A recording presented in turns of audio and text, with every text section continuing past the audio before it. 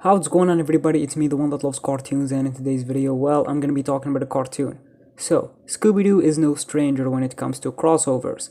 You have him crossing over with the WWE twice, he crossed over with the Batman, you have the Supernatural TV special, Johnny Bravo, Blue Falcon, and Teen Titans Go. Yeah, that did happen. But there is one Scooby-Doo crossover that a lot of people wanted to see, and that is a crossover between Scooby-Doo and Courage the Cowardly Dog. And there was a lot of rumors about this crossover, and in 2019 they confirmed that the crossover will happen in 2021. And well, they weren't lying. We got the movie poster and the trailer for the movie in June of 2021. The movie came out on September 14th, but I got to see it in September 24th. So, everyone wanted to see this crossover happen. For me, I was like, it would be cool if it happens, but if it doesn't happen, I'm totally okay with it.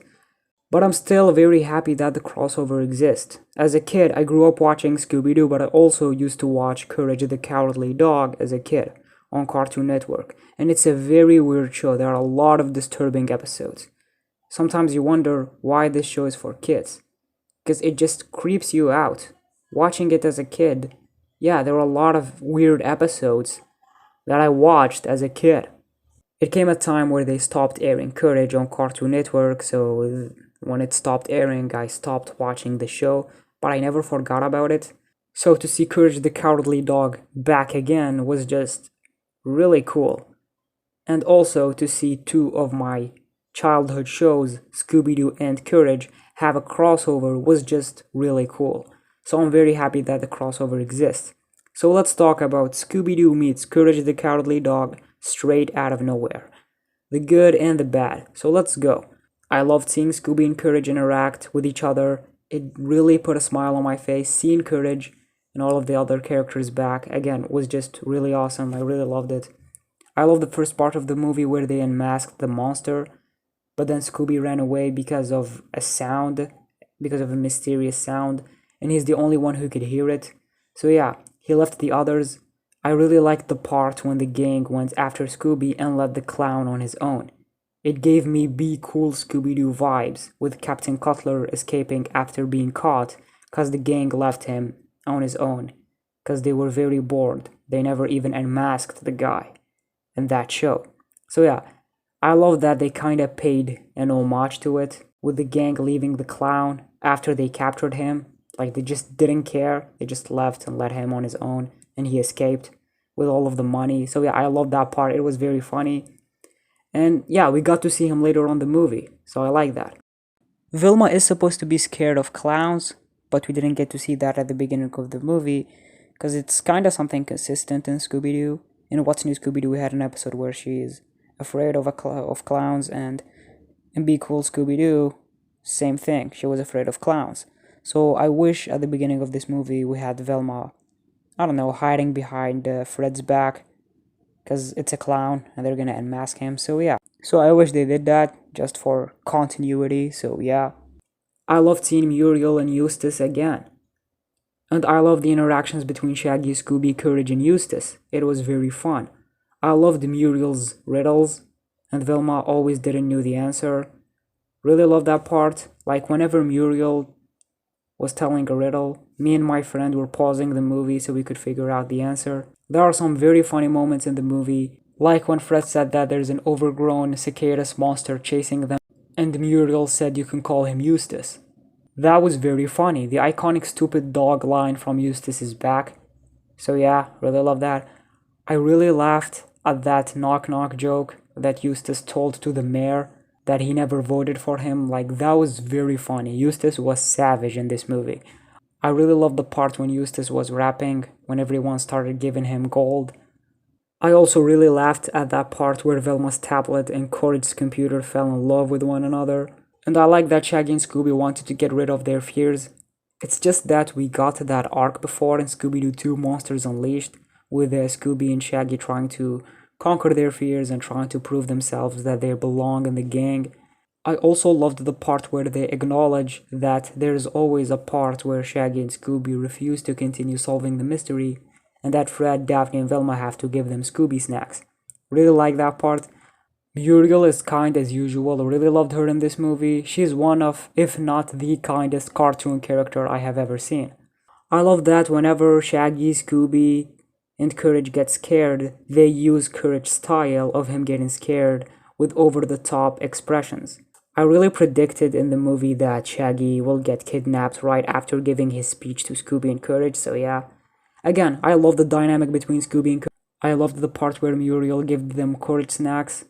I also loved that this movie explored the history of Nowhere. So yeah, we got some deep lore for Nowhere. With a meteorite falling from the sky and the main villain of the movie wants to get it. So the meteorite falling from the sky explains why Nowhere is a very weird place, with these monsters and creatures coming out of nowhere. So yeah, I had no problem with the explanation. Like, I don't think they should have explained it, but the explanation is not that bad, okay?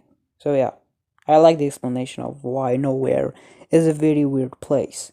The climax of the movie was just very weird, with that meteorite having powers and everyone transforming from a form to a form, like Daphne transformed into a video game character, which is obviously a reference to Mario.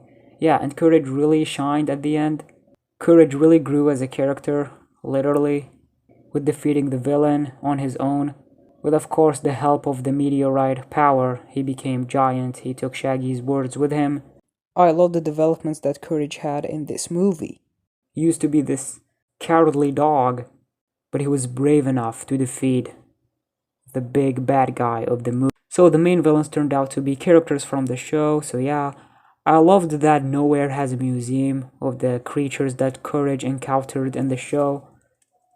Also, it really felt like Courage didn't recognize the main villains of the movie when they were unmasked, even though he did encounter them in his own show, so it really didn't make sense. He should have recognized them. Also, the chase scene in the mayor's house really dragged on. You have Shaggy, Scooby, and Courage running away from those cicadas, and it kept going and going, and I wanted it to end. It really dragged on. And I love that Eustace and Muriel are the only two who live in Nowhere, making them very special. Because again, a lot of stranger things happen in Nowhere, so yeah. Also, the very end of the movie, it really felt childish with all of them dancing inside the house, so yeah. And also, the ending of the movie was kinda open, with the characters together inside the house, which could mean that we could see Courage in the future, because it's not like the movie ended with Scooby and Courage saying goodbye to one another. It just ended with all of them together. So yeah, it's not like Courage and Scooby are from different universes. They both exist in the same universe. So no need to make theories about Scooby and Courage existing in the same universe, okay? They do exist in the same universe. We found out about that in this movie. So it doesn't need to be a theory like the Clarence theory, saying that Worth and Greg from Over the Garden Wall exist in the same universe as Clarence, because they made a very quick cameo in a Clarence episode, and also it feels like they both live in the same city. So yeah, so no need to do that with Scooby-Doo and Courage. Velma wasn't annoying in this movie, because in these modern Scooby-Doo movies, you have to be worried about Velma, because in these recent movies, she always thinks that everything needs to have a logical explanation and that supernatural stuff do not exist, so yeah. But in this movie, I thought she was fine. She did annoy me a little bit when she was upset about not knowing the answer to Muriel's riddle. You don't need to get mad because of it. I liked all of the main characters in this movie. Fred was Fred, he was fine. In this movie, I liked him. I liked Daphne. Velma was fine. Shaggy is good. Shaggy and Scooby are good, as usual. Really loved Muriel. There's no way you can hate Muriel, so yeah.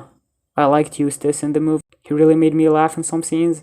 And Courage is also really good. He wasn't overshadowed or anything. Like, this movie focused more on like Nowhere and the place where Courage lives, okay? It's not like a crossover that takes place in Scooby-Doo's place, in Scooby-Doo's world. This whole crossover takes place in Courage's show, so yeah. I really loved Courage in this movie. He was the one who saved the day at the end, so yeah. He was handled very well. So as a crossover movie, it was good. I loved the interactions between the characters. I liked how they mixed the Scooby-Doo animation with the Courage animation, and it didn't look off or anything. Even though they both have their own cartoon style, they still worked perfectly in this animated movie. So I think this movie is a fun movie, okay? I'm happy that it exists. So yeah, the movie is enjoyable. It's not a movie that I would call great.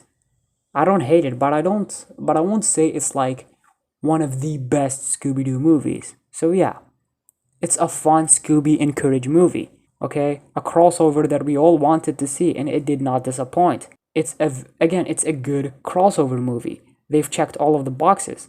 Happy that this movie exists. I had a fun watch with it. Very entertaining. You have some parts that really dragged on, like the chase scene in the mayor's house.